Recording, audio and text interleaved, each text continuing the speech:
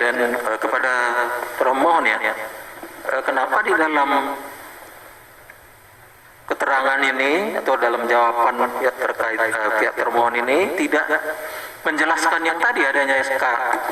Itu dijelaskan yang mulia, karena itu masuk dalam dalil permohonan. Itu sudah kami jawab pada angka 66 sampai angka 68 yang mulia, halaman 24. Jawaban Di jawaban termohon yang mulia, halaman berapa? halaman 24 yang mulia, Halaman 24, angka 66 sampai angka 68 yang mulia, angka 66 sampai angka 68 yang mulia. Ini masuk dalam dalil permohonan pemohon yang mulia. Dalam permohonan itu halaman 11 angka 6. Jadi jawabannya di halaman Halaman 24 yang mulia, poin 60. 6 sampai 68 yang mulia. Ya, di sini saudara hanya mengatakan bahwa tidak ada menyebut-nyebut ada SK ataupun keputusan nomor 27 ini. Ini kan saudara menyatakan bahwa kita tidak tidak lagi memperhitungkan atau tidak lagi mengakui adanya keberatan dari pihak pemohon ini, karena yang Anda akui hanya ansih adalah putusan MK nomor 57, karena itu final and binding, gitu ya. Termasuk surat dari Bawaslu Kalimantan Utara yang mulia. Surat Bawaslu mengenai apa? Mengenai pemberitahuan tanggal 9 Mei menjelaskan bahwa soal, karena ini ada yang melaporkan ke Bawaslu dan Bawaslu telah melakukan kajian terkait dengan tindakan hukum dilakukan oleh KPU melakukan penetapan calon terpilih yang mulia. Ya, apa jawaban dari KPU? Dari Bawaslu yang mulia. Surat dari Bawaslu kepada KPU atas kajian itu yang mulia. Makanya apa tanggapan dari KPU waktu itu? Penetapan yang mulia? Ini kan Bawaslu tadi bertanya. Bukan yang mulia, Bawaslu melakukan penerusan hasil kajian Bawaslu ke KPU, memberitahukan hasil kajian Bawaslu ke KPU yang mulia. Apa hasil kajian dari Bawaslu apa? Kalau KPU membaca hasil kajian dari Bawaslu itu adalah menjelaskan bahwa penetapan pasangan calon bupati dan wakil bupati terpilih dilakukan oleh termohon telah sesuai dengan tahapan pelaksanaan pemungutan suara ulang. Telah sesuai. Telah sesuai dengan tahapan pelaksanaan pemungutan suara ulang yang mulia. Bawaslu pun di situ kesimpulannya bahwa itu hanya dapat dikoreksi oleh lembaga peradilan yang lain, bukan oleh Bawaslu yang mulia. Peradilan yang lain? Iya yang mulia. Tadi di dalam kewenangan mahkamah, termohon juga mengatakan ini bukan kewenangan mahkamah. Jadi peradilan yang mana yang menurut termohon? Nah, ini saya ingatkan ya, supaya belajar juga ini saudara-saudara ini. Karena tadi di kewenangan mahkamah juga dianggap ini bukan kewenangan mahkamah, gitu ya. Jadi ini saya mau bertanya, apakah objek permohonan dalam perkara terdahulu ya, atau nomor 057 itu beda nggak dengan objek permohonan dalam perkara 143 yang sekarang ini? Beda yang mulia. Beda. Kenapa saudara mengatakan bahwa permohonan ini adalah menjadi, saya ulangi ya, perkara 143 permohonan ini adalah merupakan bagian yang sudah selesai dalam perkara nomor 057.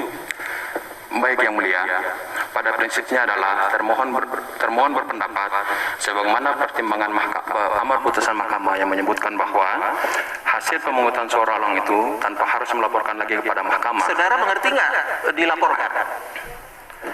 Mengerti yang mulia. Ya, dilaporkan beda ya dengan kalau ada orang yang keberatan terhadap keputusan yang terakhir. Jadi harus dibedakan adanya keputusan terbaru. Nomor berapa itu keputusan KPU yang terbaru mengenai rekapitulasi? 26 yang mulia. Iya. Jadi itu bukanlah merupakan bagian dari perkara nomor 057, itu sudah perkara baru. Termohon patuh pada pertimbangan hukum mahkamah yang mulia. Yang mana? Pertimbangan yang mana? Terkait dengan eksepsi kami serahkan kepada penilaian hukum Nah, mahkamah. ya, itu maksud saya supaya mengembalikan pengertian bahwa saudara itu jangan menafsirkan sendiri apa yang dimaksud dengan final and binding itu. Ya, jangan ditafsirkan sendiri. Itu arti daripada putusan nomor 57 mengatakan itu adalah memerintahkan PSU itu adalah silakan kalau ada pihak-pihak yang keberatan itu merupakan perkara baru yang harus juga diberi kesempatan kepada pihak yang merasa keberatan. Seperti tadi juga sudah kita jelaskan ya dengan KPU RI mengenai itu. Jadi jangan ada penafsiran yang keliru mengenai putusan Mahkamah Konstitusi itu mengenai final and binding, dan hakikat dari final and binding itu bukan di situ ya. Karena munculnya objek perkara yang baru itu juga tidak menutup kemungkinan ada pihak yang keberatan. Itu yang saya mau tegaskan. Karena ini tadi saudara juga sudah menjelaskan bahwa ini sudah sampai ke DPRD, dan kemudian DPRD juga sudah membuat rapat pleno, dan selanjutnya juga sudah masuk ke Mendagri. Jangan-jangan sudah dilantik. Nah, ini ada keterangan bahwa sudah dilantik? Belum, Yang Mulia. Nah, itu dia. Jadi supaya jangan ada keputusan yang berbeda ya. Seandainya dilantik, nanti ada keputusan dari mahkamah yang berbeda, itu dia. Jangan menjadi hal ini nanti jadi polemik di masyarakat. Jadi tentu kita harus taat kepada aturan-aturan yang ada. Jangan menafsirkan sendiri apa yang dimaksud dengan final and binding itu, karena objeknya saja sudah berbeda, nomor perkaranya juga sudah berbeda. Namun lain hal kalau saudara itu di KPU Halmahera itu sudah memberi waktu sesuai ketentuan undang-undang, diberi waktu sesuai dengan apa yang disiapkan ataupun diberikan undang-undang bagi mereka-mereka yang merasa keberatan. Dalam hal ini sekarang pemohonnya itu diberi waktu yang sesuai dengan ketentuan, itu baru saudara punya hak untuk proses selanjutnya. Jadi yang saya sesalkan Anda tidak menjelaskan ini adanya keputusan nomor 27 dalam permohonan saudara. Nah, ini apakah apa istilahnya ya, membuat suatu tindakan yang untuk mengabaikan pihak-pihak yang memang harus diberi kesempatan itu. Nah, bagaimana kalau sudah misalnya ini sudah dilantik dan kemudian permohonan pemohon ini misalnya dikabulkan, nah itu kan menjadi satu hal putusan yang overlap atau bertentangan. Itu saja yang mulia. Terima kasih. Saya kembalikan kepada yang mulia Pak Ketua. Mungkin ada tambahan, Ri? Silakan. Baik, terima kasih yang mulia Ketua panel. Ini saya ke termohon dulu. Ini juga masih berkaitan dengan keputusan KPU Halmahera Utara nomor 26. Di dalam jawaban atau bantahan di dalam halaman 8 ini ini tidak elaborasi lebih jauh terkait dengan apa yang ternyata proses atau tindakan administratif sudah berjalan jauh ya. Dari surat setelah paripurna DPRD, kemudian sampai pada proses administrasi di tingkat provinsi ya, permohonan kepada Mendagri untuk pelantikan misalnya.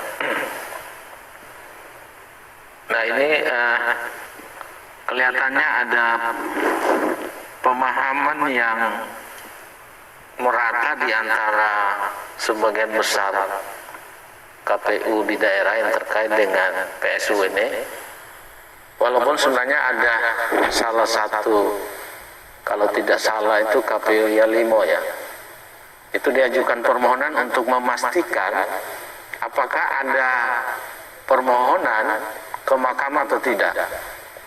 Itu kehati-hatian dalam rangka untuk tidak terjadi. Jangan sampai proses berjalan di MK tetapi justru pelantikan itu terjadi. Saya bisa mengerti karena di dalam eksepsi yang tadi juga sudah disinggung oleh Yang Mulia Pak Manahan, ini kelihatannya ini senada ini, ya. Ini biasanya senada ini antara termohon dan pihak terkait, karena merasa bahwa ini bukan lagi kewenangan dari mahkamah, ya. Nah, ini mungkin ke depan terutama untuk daerah-daerah yang belum menyelenggarakan PSUO itu supaya nanti hal ini bisa dicegah, ya. Ini karena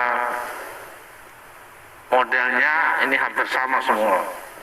Bahkan ada menurut penjelasan dari Pak Hasim itu ada Kabupaten Sekadau, ya kalau tidak salah, justru itu sudah dilantik, sementara masih berproses di mahkamah. Nah, kemudian saya kira nanti akan ada ketetapan yang akan dibacakan nanti. Hal yang terakhir dengan jawaban termohon ini khususnya di dalam petitum, ya. Ini kalau dilihat dari eksepsinya ini ada 3. Kewenangan mahkamah soal waktu dan juga obscure libel, ya. Sementara di dalam petitum ini hanya mengabulkan eksepsi termohon, ya. Ini apakah mau direview atau tidak, karena eksepsinya ada 3. Apakah mengabulkan eksepsi termohon untuk seluruhnya, atau salah satu dari ketiga itu, atau terserah kepada mahkamah. Izin Yang Mulia, sesuai dengan yang tadi kami sampaikan kepada Yang Mulia Pak Manahan, kami serahkan sepenuhnya kepada mahkamah, Yang Mulia. Oke, baik.